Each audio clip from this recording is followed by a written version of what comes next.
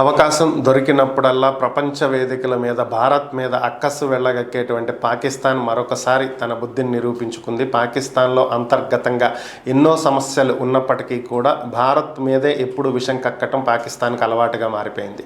మరొకసారి కాశ్మీర్ విషయాన్ని ఐక్యరాజ్య సమితి జనరల్ అసెంబ్లీలో పాకిస్తాన్ ప్రధాని నవాజ్ షరీఫ్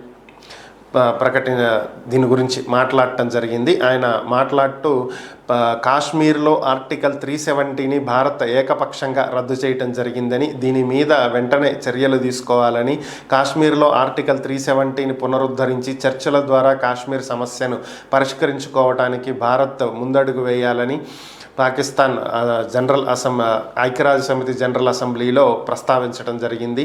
దాదాపుగా సుదీర్ఘంగా 20 నిమిషాల పాటు ప్రసంగించినటువంటి పాకిస్తాన్ ప్రధాని పాకిస్తాన్కి ఏం కావాలి, ఉన్నటువంటి సమస్యలు ఏంటి, ఇలాంటి వాటి గురించి చర్చించకుండా కేవలం పాకిస్తాన్ను వదిలేసి కాశ్మీర్ అంశం గురించే దాదాపుగా 20 నిమిషాల్లో కనీసం 15 నిమిషాల పాటు దీని గురించే చర్చించటం అనేది వారి దుర్బుద్ధి ఏ స్థాయిలో ఉంది అనే దాని గురించి అర్థమవుతున్నటువంటి అంశం.